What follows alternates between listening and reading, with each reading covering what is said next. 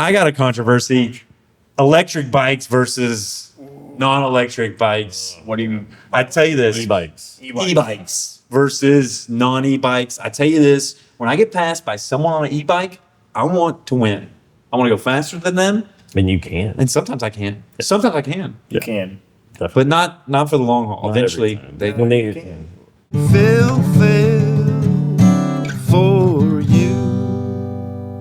Because in order for them to carry on past what the bike will support them to, like say it'll help them to 25 miles an hour, the weight of the battery and the motor and all that stuff means that now instead of riding a 21, 22 pound bike, they got like a 45 pound bike. So getting from past 25 to then 26 or 27, it's like, okay, well, you got to be very, very strong to do that. That's right. Yeah, it's not for you. You can just consistently just speed up. Okay. What do you guys think about e-bikes versus? Here's my position. I've got a diplomatic position for once, and it's probably because I hang out with Russ too much. My position is more bikes on the road is better because it means that cities will invest in bike infrastructure. It means that we'll have more bike shops. We'll have more people buying bike tubes and bike tires. There's a lot of shared equipment between e-bikes and bikes. So I just think more people getting out and riding a bike, whether it's commuting or, enjoying the day or however it is, it puts more interest into the sport. It puts more interest into the mode of transportation. And then we might get more infrastructure. Yeah. That's my position. Yeah, I tend to agree with that. I mean, I think more people on bikes is definitely better for having more bike lanes and having more power with the city. More bikes means we need more space for bikes. I have my only issue with e-bikes are throttles. I have a little bit of an issue with folks that don't pedal their e-bikes. It's like, it's a bike, you should pedal it. And maybe I'm being petty, but when I see somebody just peg throttle and they're cruising down Burnett Road and not pedaling, to me, that's not riding a bike. That's riding a motorcycle. And those are two different things. So that's my opinion on it. Makes sense to me. Yeah. Matt? I think the same thing you do, Phil. I think more bikes of any kind on the trails or on the street, commuting, anything is good. I'd rather see that. I think it's good for infrastructure. It's good for the visibility of people see more people riding e-bikes. If it makes my ride safer, I'm all for that.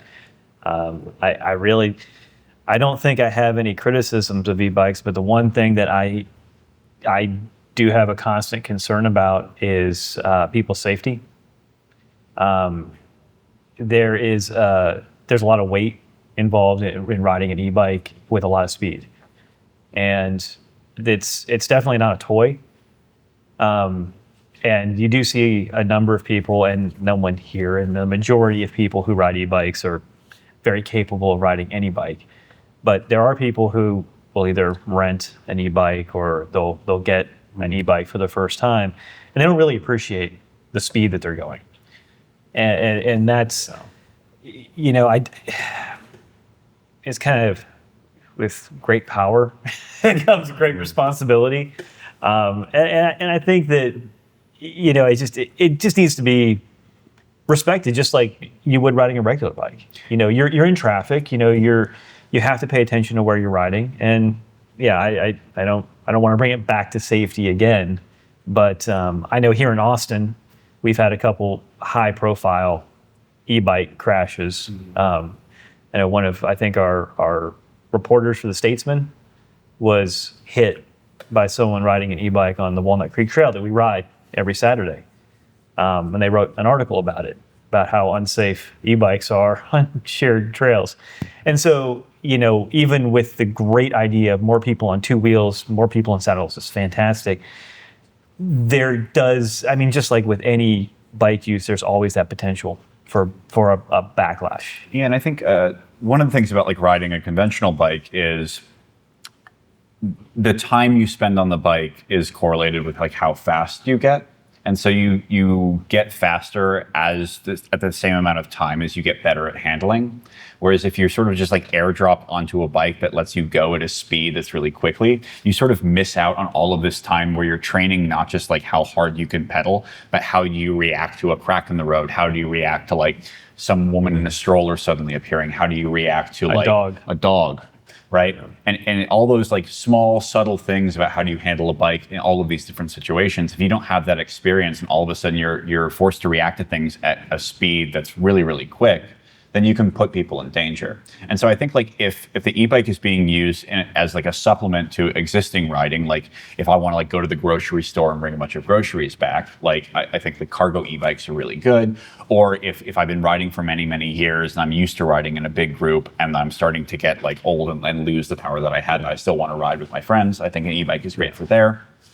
But I don't think it's a good way to get free speed or to like to do what other people are doing without like, taking requisite time to like ride it a whole lot. Yeah.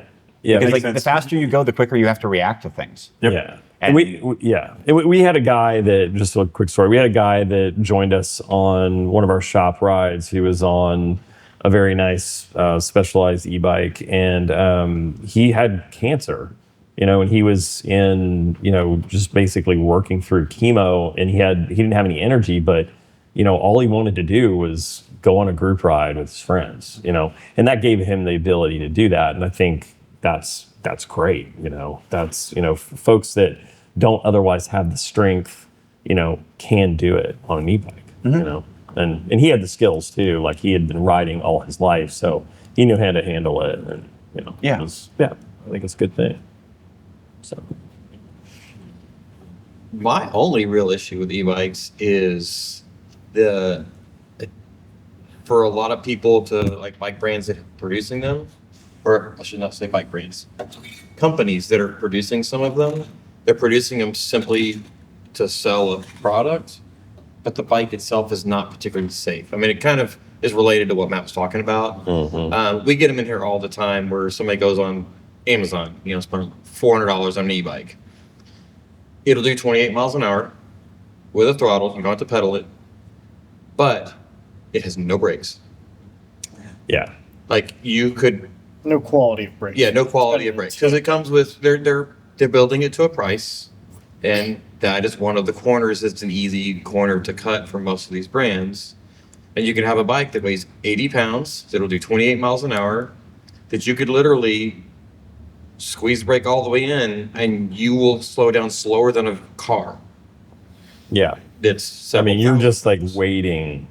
and that's extremely common. Yeah. We get them in here all the time where they're like, fixing a flat, whatever. And like we go to test ride it and it literally does not stop. Like you can pull the lever to the bar, it doesn't stop. And it's, for us, it puts us in a predicament. 'Cause I don't want to give a bike back to somebody that's like, you can now go as fast as a car on the street, but you can't stop.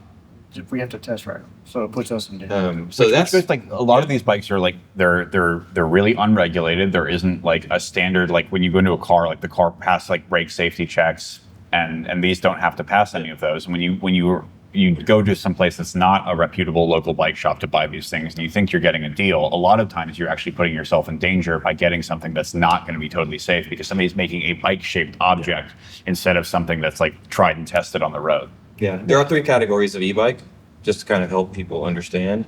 Just class 1, 2, and 3, pretty simple. Class 1 is what you would see at every bike shop. There's no throttle. They're limited to 20 miles an hour assistance.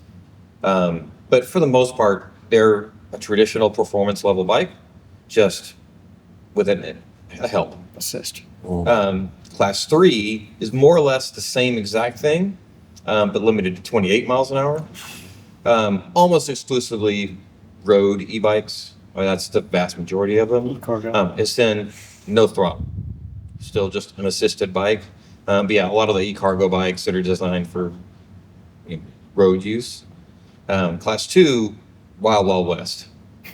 There's no speed limit. You can have throttles. There's a lot of e-motorcycles that work around rules to be considered bicycles, even if they have no drivetrain, no pedals. They're just you can only throttle them, but they technically fall into that category. So there's a lot of bikes in there that, and that's where almost all of the unsafe bikes tend to fall. They could do 70 Unfortunately, that's miles an hour. on those Yeah, bikes. they're full-on motorcycles. Yeah. It'll do, like Right. 50, 60, 70 miles an hour. And there's plenty of They're kids. calling them e-bikes. And there's plenty of kids that are like, "Hey, mom and dad, can I get an e-bike to get to school?" And they're buying these things. Well, those are dirt bikes. Those are strictly listed as off-road. I Yeah, can't wait for my turn because I'm going to unload on this topic. yeah. Because I hate We should e-bikes. Okay. I hate them, hate them, hate them, hate them, hate them. unload. Dude, if I swear, all you have to be able to do is make sure that it's limited to 28 miles an hour or less and have a set of pedals on it, and you can list it as an e-bike. I have come across, there's people that call a shop wanting to sell these things in here, and they're like, yeah, it's a a cafe cruiser style e-bike, and I'm just like, you couldn't pedal that because of the geometry of it, even if you tried. It's simply just got a throttle on it, and it's got this massive headlight and turn signals and a tail light and all this other stuff, like from the factory. That's not a bike. That is a motorcycle. There's a guy that rides a Suron, which is an electric dirt bike, but because it says electric E and bike, it's just missing the off-road. He rides it to and from the middle school to pick up his daughter, but he's in a full kit. Like, he's wearing padded pants, padded like jersey jacket, full moto helmet. He's riding the bike lane where I'm at. And you know what the speed limit is on a Suron? 65. In my bike lane. In my bike lane. And you can only go 59.8. Dude, 59.8. That's a good comment. That's a good, yeah. I'm busted, Phil. Who called that? But, okay, yes. That's impressive. That was good. There's the plot I'll give you credit. But yeah, no, like the dude is literally riding a motorcycle just to be able to skip traffic. Like, because, and he's just like, oh yeah, it's an e-bike. I'm like, no, it's not. Like, get out of here, get in traffic, get off, quit making the stupid batteries. Like, if we run out of gas like we're expected to, save them for the cars. Quit making them for all these stupid bikes. Quit making it to where all the lazy people can get out and be like, oh, I'm going to just go on my bike and just wing. Like, cycling is supposed to be healthy for you. And, like, it's doing nothing. Just get in your car. You have one. That's why you can afford these monsters. Like, just leave the stuff for me to enjoy and just be respectful to the actual people who want to be on their bike. I don't know, man. I hate it. I know it's going to cause a lot of fury, but God, I hate e-bikes so much. For anybody that has any feedback for Trevor, No, please listening to it. mail them to You can type it out. 555 5555 Trevor's mailing address. 5555. All your time typing whatever comments you want towards that statement. I don't care. I'm not going to read it. Look, when I got divorced a long time ago, I couldn't get a regular job because I was like in a crazy place emotionally. Like, I just couldn't keep it together. I chose to pedicab, but I did it for like 4 months in Austin, Texas. And I made a lot of cash doing that. And I would go out there and I'd beat my body in the streets. I would Zing. You were on the corner selling yourself. look. Hey, that's why, you know what I'm saying? Do you want to hold the mic a little differently? I would get out there and I would ride strong and I would ride hard. And I'd be tired at the end of those rides. Helping people, I'd give people rides. I would pay to see it. Trevor. Oh my God. Okay, the reason I'm talking about this is nowadays the pedicab community can have engines in their pedicabs. They can have electric pedicabs, and they do. And whenever I see them, I'm like, in my day, Yeah.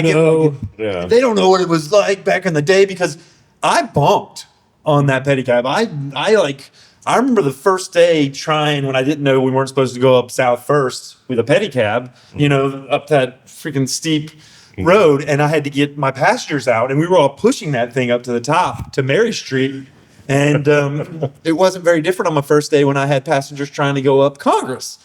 And I tell you, after doing it a while, I could go up any of those streets. I would ride those passengers all the way to UT, and I was crushing it. And there was some like pride I had in working ACL and going up and down. What's that street next to West. The one that when we take Liz after the ride, we go. What's that street where you go up next to the Tex-Mex restaurant? Oh, across that's from the that. hippie highway. Yeah, the hippie highway. What's it called? It's Fifth. It's Fifth. Fifth Street. Fifth, South Fifth. South Yeah. Fifth. It's hard. But I would go up and down that on the pedicab to grab all like the people that wanted to go to ACL because all the regular pedicabbers would be down there at ground floor. Now they've got engines, and I'm like, these kids these days, are they even working? The tips you would have gotten if your legs would have been shaped.